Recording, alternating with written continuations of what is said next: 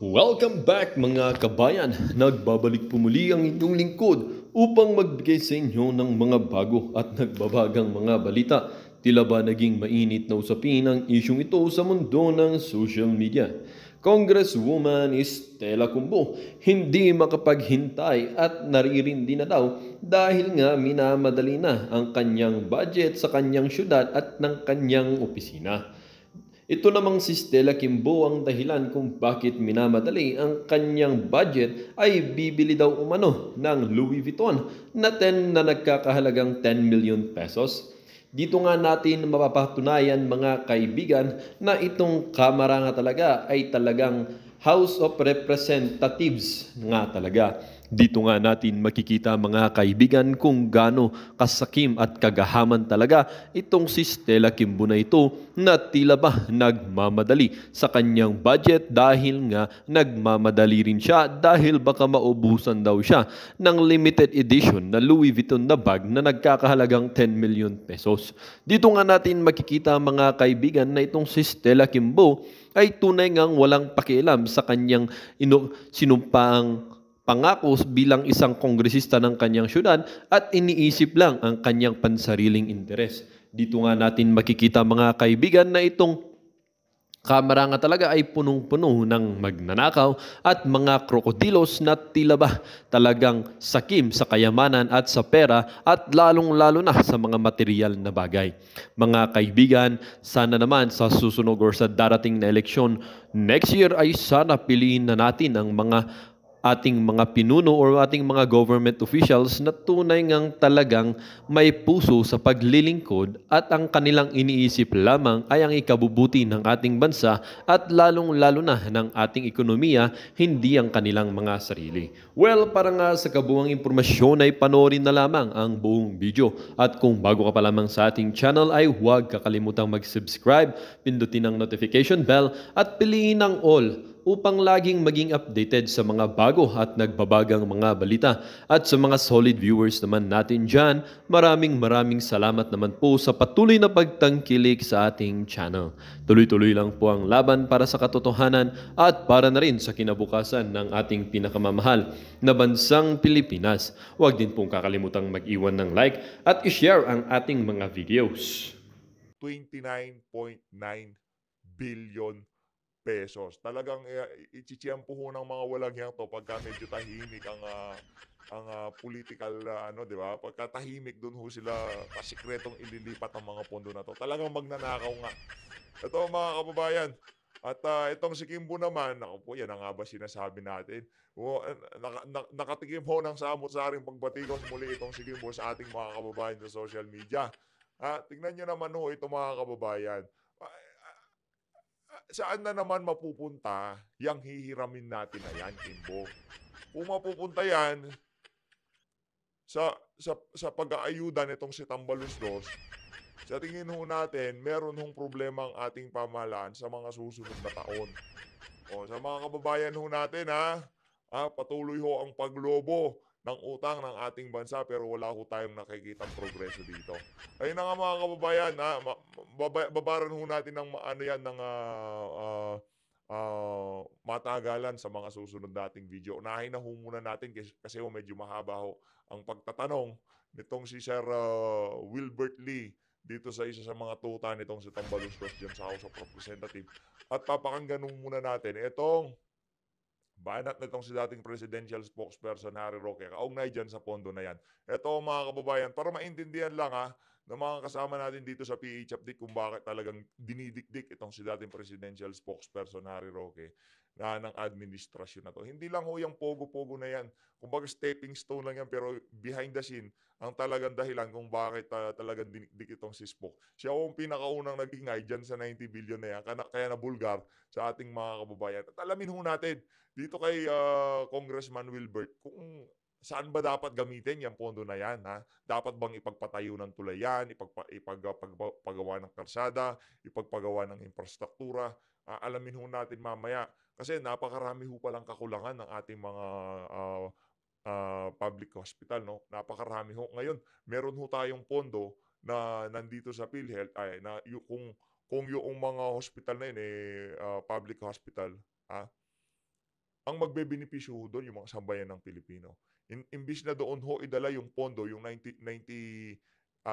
billion na yan, dinala ho nila sa pagpapagawa ng tulay at pagpapagawa ng kung ano-ano ng gusto nitong administrasyon nitong si Marcos Jr. Ito, pakinggan ho natin itong si Spokes. Napakalaking halaga. 90 billion pesos for more noble causes. Ano yan? Sa mga aktibidades ng First Lady? Naku po. Ano yan? Pang-ayuda na naman? Para Naku kay po. Speaker?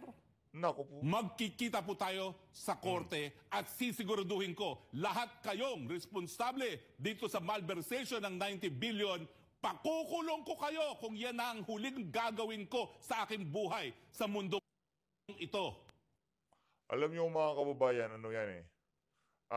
Siguro hindi pa ngayon, pero pag-uusapan ho yan. Pag-uusapan ho yan sa mga susunod na panahon. Kasi hindi naman ho galing sa tax ng ano yun eh, ng sambayan ng Pilipino. Contribution ho yun ng bawat membro ng PhilHealth. Kung kayo ho, membro ho kayo ng PhilHealth, nagtatrabaho ho kayo, meron ho kayong automatic na contribution dyan sa PhilHealth. Pera nyo ho yun. Yung kinuha na yon ng administrasyon ni Marcos Jr. para dalhin sa noble causes, pampagawa ng tulay. Siguro pampagawa ng MRI facility, pambili ng mga stock ng gamot sa mga public hospital. O maniniwala ho tayo doon pang noble causes. Kasi yung ibang mga kababayan natin, di ho talaga nila afford na gawin yung mga ganong klaseng, yung mga ganong klaseng serbisyo. No? Kaya yung pagpapagawa ng tulay at kung ano-ano pang kalokohan ng ating nitong si Ralph Recto, medyo meron ho tayong problema doon.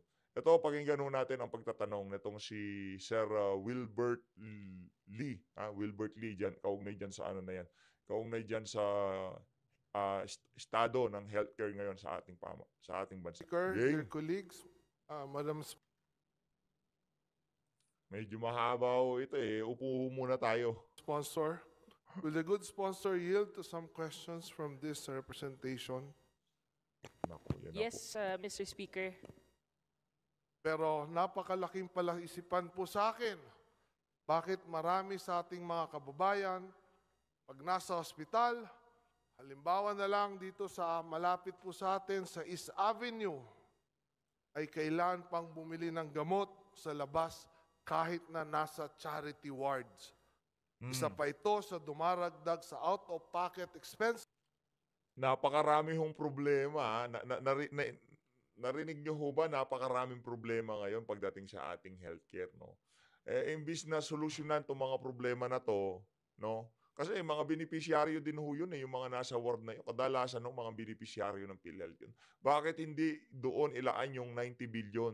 Imbis na kung ano-anong gustong mangyari nitong mga walang yang mga walang yang nakapaligid kay Marcos Jr. At sa tingin natin, mismong si Marcos Jr. plano ho niya yung paglipat ng 90 billion na yan from PhilHealth to BBM ng admin. ating mga kababayan, dagdag isipin ng may sakit, dagdag pasanin ng pamilya. Bakit po kadalasan walang gamot sa mga public hospitals? Bakit pinahihirapan pa ang ating mga kababayan na maghanap at bumili ng mas mahal na gamot sa labas? Saan po napunta yung bilyon-bilyong piso na pondo? Ano bang klase ng gamot ang binibili? At hindi tumutugma sa mga gamot na kailangan sa mga hospital. Mr. Speaker, Madam Sponsor, gusto ko talagang maintindihan kung bakit po ito nangyayari. Pero in the interest of time, I will just ask the DOH to submit kung bakit nangyayari ito, kung bakit po hindi po, o kung bakit po walang gamot sa mga hospital, gayong bilyon-bilyon po ang pondo. And Mr. Speaker, Madam Sponsor, can the DOH also spread into the record the total obligation and total disbursement of our medicine program for fiscal year 2024? Mr. Speaker, just as a clarification, sa public hospitals po, there's no balance billing na policy. ibig sabihin po nito, kapag yung gamot ay pinabayad, madalas po yan ay because of wala po siya sa formulary ng PNBF. Na malaki pong problema talaga. But of course, sa ngayon po, meron talagang balakid sa pagbili po ng gamot ng gobyerno dahil po dito. And dahil po sa legal process na kinakailangan po ma-include sa formulary po ang mga gamot. Kaya po hindi po tayo makagamit ng programa gaya po ng MAIP.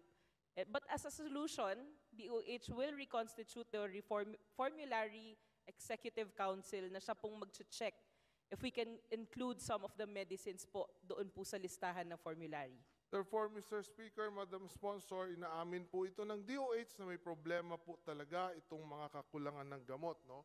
So I would just ask the DOH in the interest of time to submit kung ano ba talaga yung plano nila dito, no? Babantayan po natin itong budget na ito tungkol sa mga gamot at umaasa tayong susuportahan tayo ng budget sponsor na i-oversight ito sa Committee on Appropriations. Ang layunin natin, imbis na maging dagdag pasakit, ang gamot dapat sagot na ng gobyerno. Ang susunod ko pong tanong ay tungkol sa mga medical equipments. Hindi ko po makita ang line item budget natin for the purchase of medical equipment sa ating mga hospital. Magkano po ba ang pambili natin ng medical equipment for public hospitals sa proposal Yun ng ang 25 importante. budget? Meron po ba o wala? Meron po, Mr. Speaker, nasa HFEP po siya. Magkano? For NEP 2024 po, meron pong 23 billion and same po sa NEP 2025, Mr. Speaker. How much? Pag medical equipment po, Mr. Speaker, 7.6 billion po ang budget for Okay. 2025.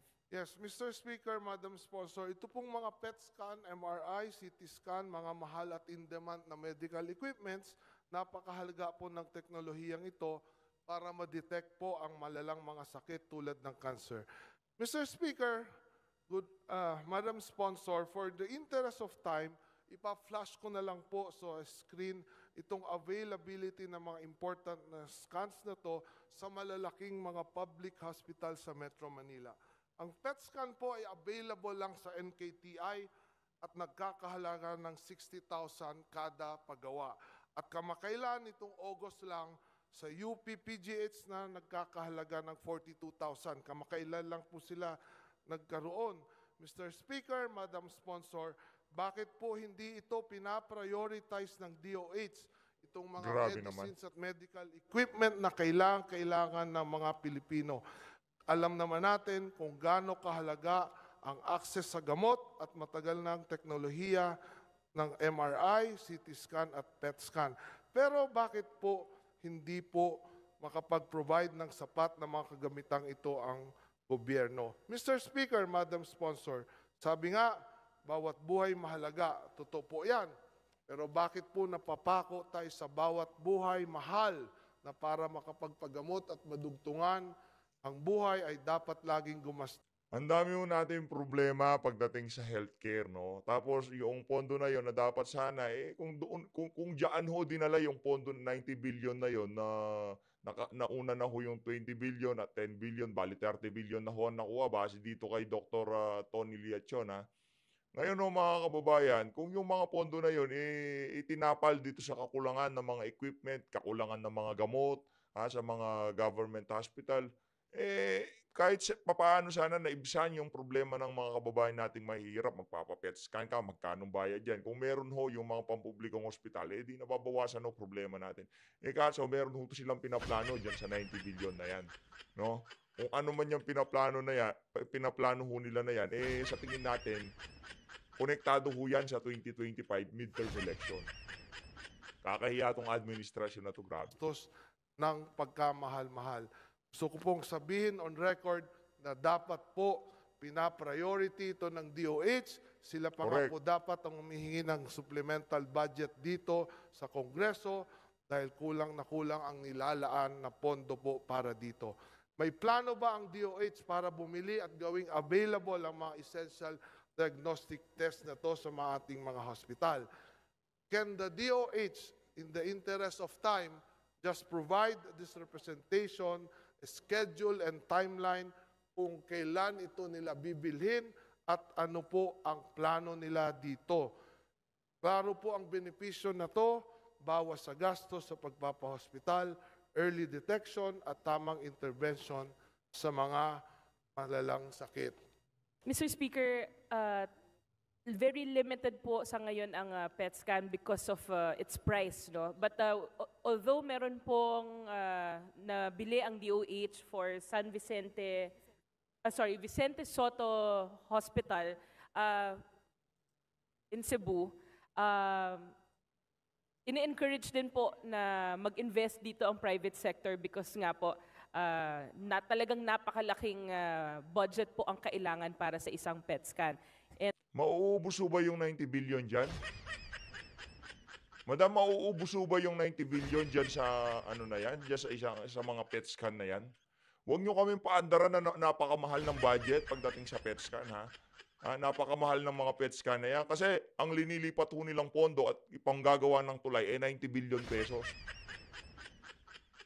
Baka hindi lang alam nitong isa sa mga tuta nitong si Tambaluslos. And in fact, dito po sa Pilipinas, there are only about 4 machines, both in public and private hospitals po.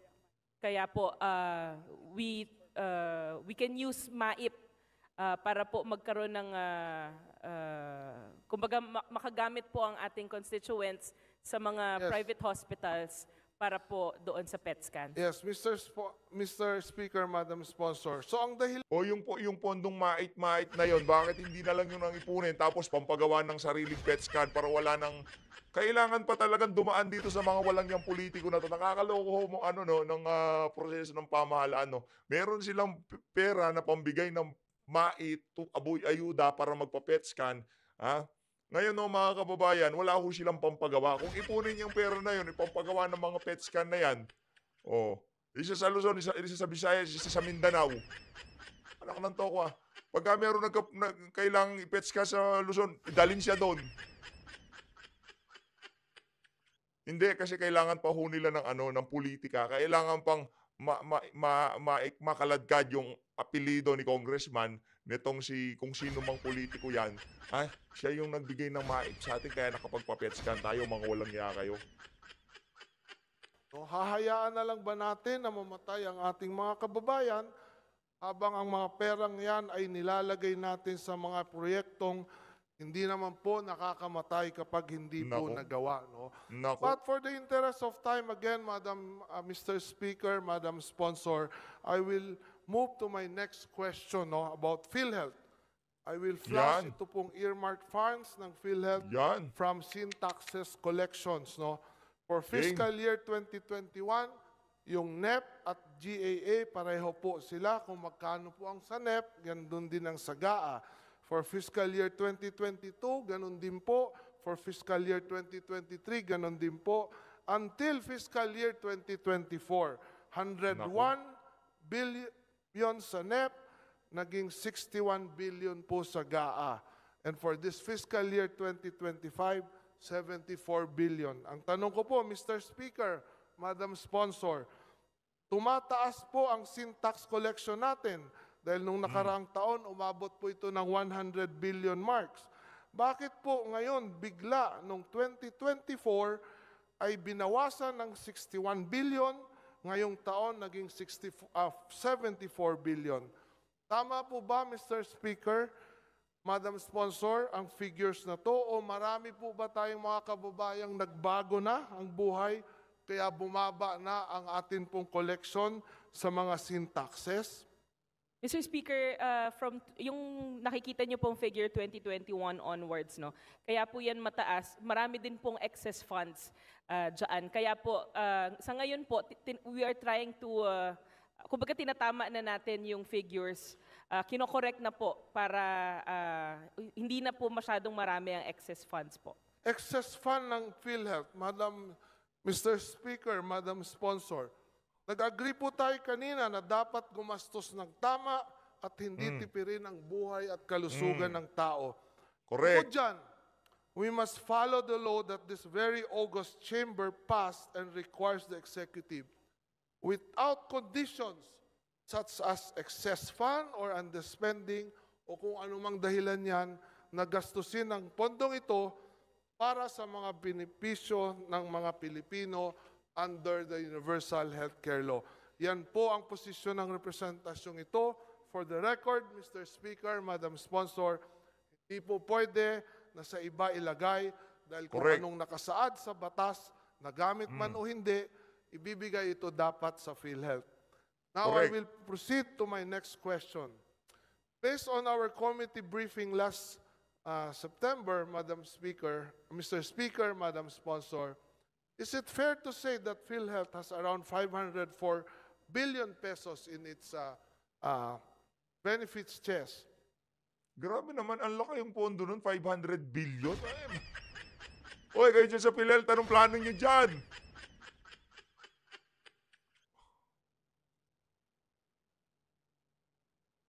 Ano, pinapatulog 504 talaga billion, pera, gano'n? galing po dun ito sa budget briefing na siya pong pera ngayon ng PhilHealth na naka-invest po sa iba't ibang bangko at iba't ibang instrumento.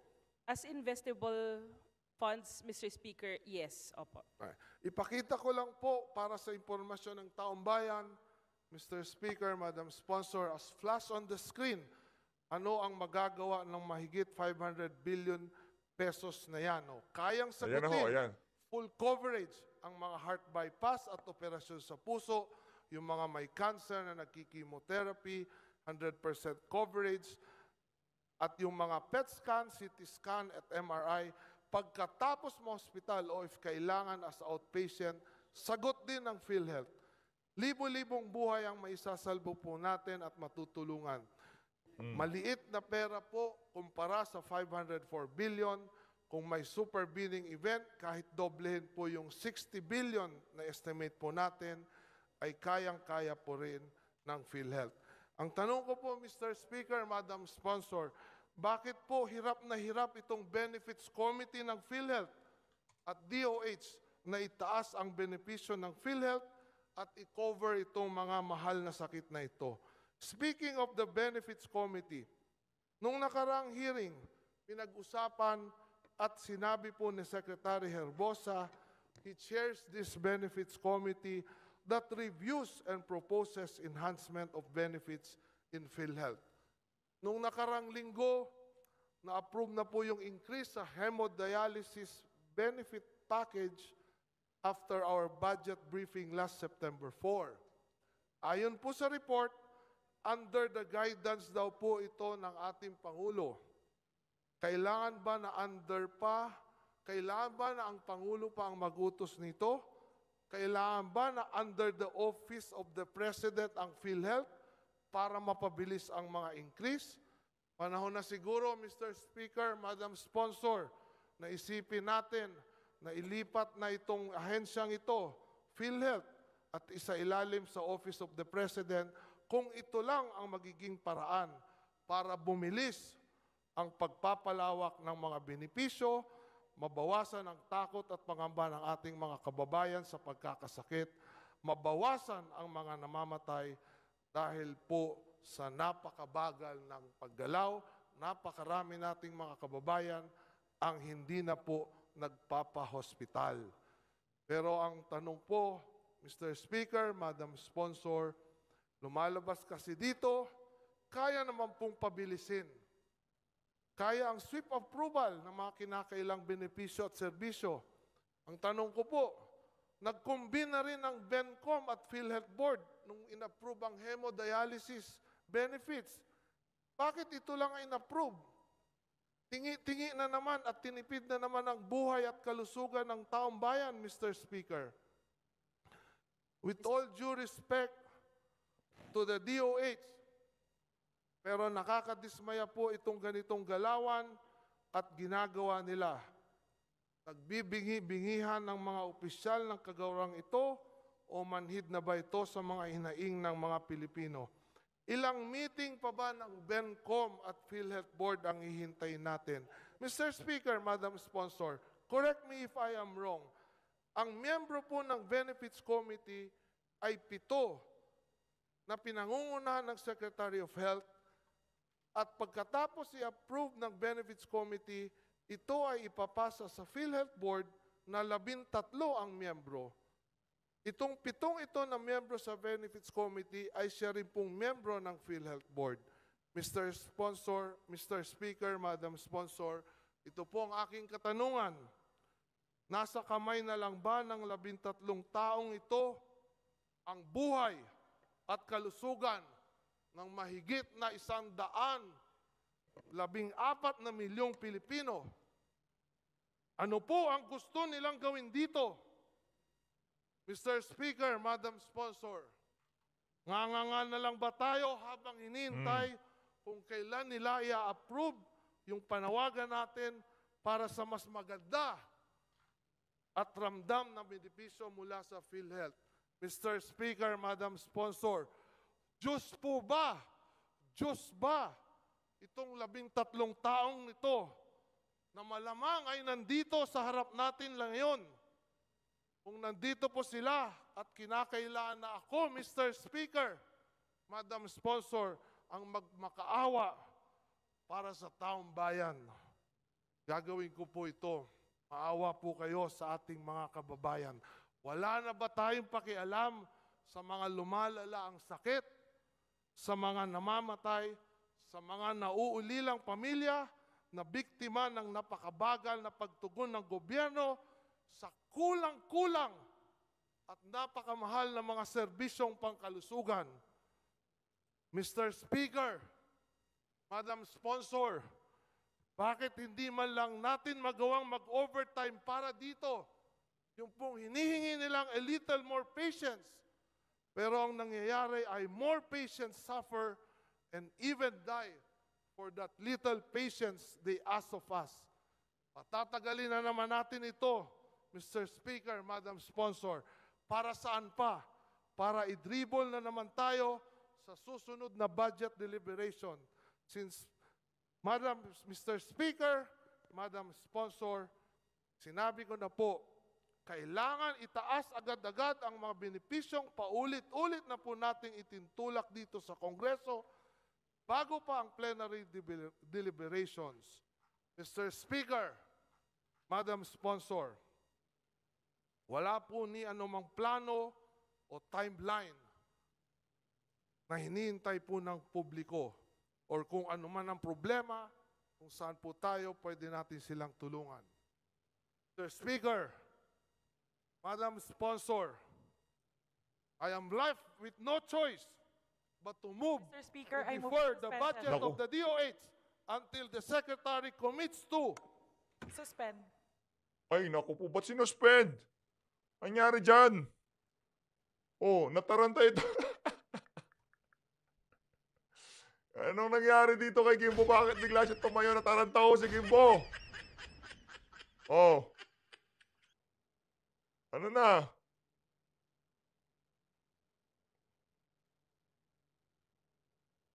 Oh.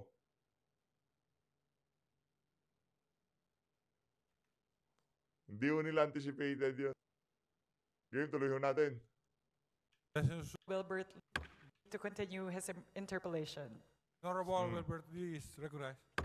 Mr. Speaker, Madam Sponsor, as I've said, I've left with no choice but to move to defer the budget of Move the to suspend. DOH. Session suspended. Oh. Wala. Oh, pati itong si, Sir Wilbert Lee. anong klaseng, kangaroo Congress na yan. Kangaroo Congress na ho yan. Kasi masaya-sermonan ho, itong si, anong pangalan ito? Itong si anong pangalan? Itong si Franz Castro, parang walang bahala kayo dyan.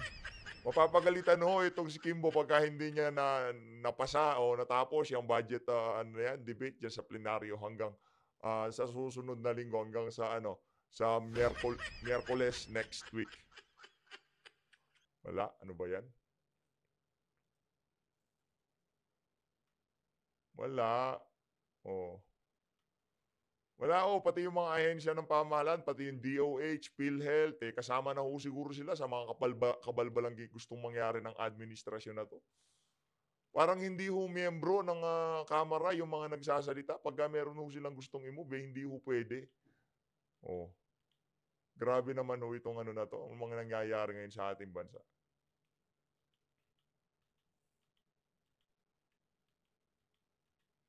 Yung gusto naman ho nitong si, Congressman, Lee, para naman ho sa mga kababayan natin.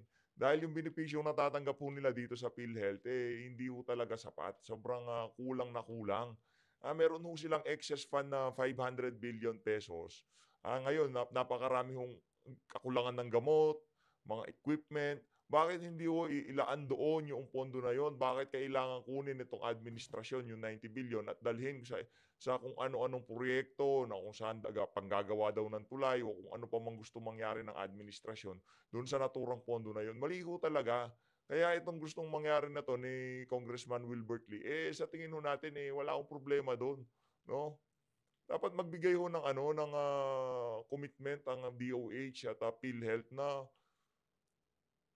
paigihin, pagandahin ang serbisyo na kanilang ibinibigay sa ating mga kababayan. Tagal naman itong kwentuhan ni Kimbo at ng DOH. Ayun ano sila, fish bump pa silang nalalaman. Recognize. Mr. Game. Speaker, Madam Sponsor, let me rephrase. Can the DOH submit a detailed and comprehensive Nako. plan, timeline, on how to lower the out-of-pocket expenses of Filipinos on their hospitalization costs now, implement a radical increase in the benefit packages to include diagnostic tests such as PET scan, MRI, and CT scan as part of the outpatient services covered by PhilHealth, which we have been requesting for almost a year now. Kailan po ang specific timeline and implementation nito?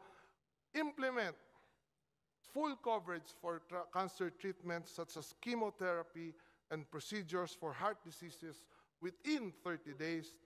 Implement the immediate benefit increase across the board by another 50% effective immediately. Bakit po ba effective immediately? Dahil Mr. Speaker, Madam Sponsor, ito pong itinaas na pagtagumpayan nating 30% nung nakaraang February 14, kahit idagdag pa po itong 50% additional increase. These are all just inflationary cost increases dahil hindi po nagtataas ng case rate ng PhilHealth for the last 12 years. Mr. Speaker. Within 30 days, PhilHealth must also implement the optometric services dahil po meron po tayong 40 million na kababayan na mga nearly blinds na apektado po ang kanilang mga productivity. And of course, the expansion plan on PhilHealth accredited facilities in providing various special medical services katulad po ng naipasa pa natin na breast cancer. Useless po ito na naging 1.4 million ang coverage dahil sa pagkakaalam ko, Mr. Speaker, Madam Sponsor, buong Pilipinas, 4 na hospital lang. 2 sa Metro Manila, 1 sa Visaya, 1 sa Mindanao, ang accredited. Nagtaas pa tayo ng 1.4 million. Ano po ang mangyayari kung hindi po accredited? Matagal na po ito. So kailangan ko po ng expansion plan on PhilHealth accredited facilities in providing various special medical services tulad ng sa breast cancer.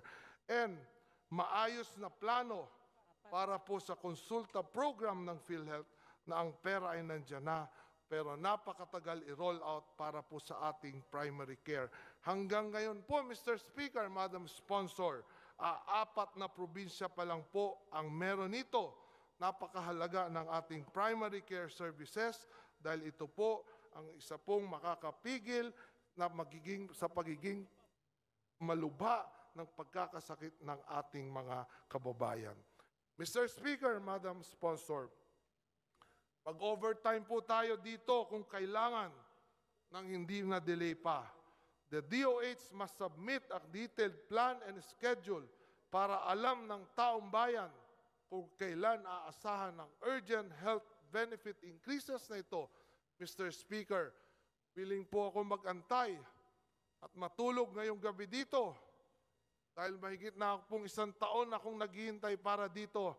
Mr. Speaker, Madam Sponsor, 1 taon na pong inaantay ng ating mga kababayan ito. We must stop tolerating DOH on their inaction. Mr. Speaker, I am sure, Mr. Speaker, Madam Sponsor, most of the people in this plenary hall, if not all, ay hindi po kontento at hindi ramdam ang benepisyo at serbisyo na ginagawa po ng DOH. Ngayong gabi, Mr. Speaker, Madam Sponsor, gusto po nating baguhin na ito. Gusto natin ngayong gabi, dito po, sa plenaryong ito, baguhin na natin at tigilan na po natin ang ganitong klaseng serbisyong pangkalusugan. Mr. Speaker, Madam Sponsor, yan po ang akin pong mga hinihingi sa atin pong DOH at PhilHealth. Mr. Speaker, due to the lateness of the hour, may we appeal that the first request be submitted tomorrow before 5 o'clock in the afternoon.